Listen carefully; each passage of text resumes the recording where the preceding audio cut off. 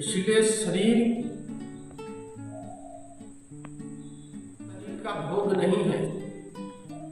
ऐसा अगर माना जाए आयुर्वेद के हिसाब से तो भोजन भी शरीर का एक दवा है। अगर दवा खुराक के माध्यम से लेंगे ना, शरीर को बहुत फायदा देगा। हम खुराक से ज्यादा ले लेते हैं, भोजन को भी ज्यादा, जीवा इंद्रियों को ज्यादा स्वाद हो जाने से हम क्या करते हैं, खुराक से भी ज्यादा ले लेते हैं। खुराक से ज्यादा लेने पर शरीर को नुकसान अवश्य होगा। इसलिए प्यारे, भोजन को खुराक के माध्यम से लो। मुझे कितना खुराक, तो खुराक के हिसाब से लोगे तो भोजन भी दवा के रूप में काम आएगी। तो ध्यान रहे कि महिमा धर्म में ना सदैव भोजन का ज्यादा ध्यान दिया गया है।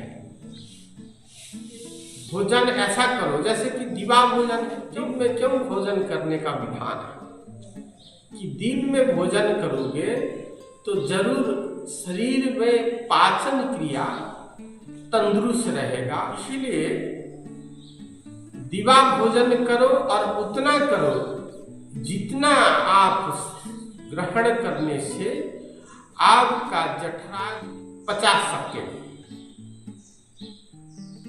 इतनी खुराक लो। और हम अगर लालच से ज्यादा, खुराक से ज्यादा अगर ले लें तो शरीर की जो जठर है उसको अगर भार हो जाता है तो जरूर वो उसको तकलीफ होगा, पचाने में समय लगेगा। जब समय लगता है तब हमको और दवा लेना पड़ता है। क्यों? उससे हम उसको हम ज्यादा लोड दे दिए। लोड देने से तो और दूसरा का सहायता लेना पड़ेगा ना, आती है। इसीलिए ध्यान रखिए, सदैव ध्यान रखिए कि हमारे भोजन एक जैसे होना चाहिए, दवा के रूप में हम लेना चाहिए। तब सदैव स्वस्थ रहेंगे, सुखी रहेंगे, आनंद के साथ जिएंगे। और कहा गया है पेट सफा तो रोग दफा। जिसका पेट सफा है, उड़िया में कहा गया है दिनों को जहार दुईटी झाड़ा ताकू न लागई बैदल उड़ा। दिन में जिसका 2 बार पेट सफाई हो रहा है, शरीर पूरा स्वच्छ है, वो निरोग है, स्वस्थ है। इसलिए मेरे प्यारे, हमारे ये सत समाज है। सदगुरु हमें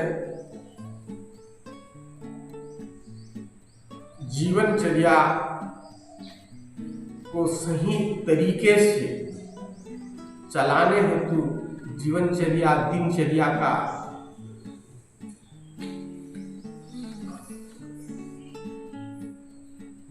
नीति नियम बनाई है। इसलिए उसको हमें समझते हुए काम करेंगे तो अवश्य हमको लाभ मिलेगा।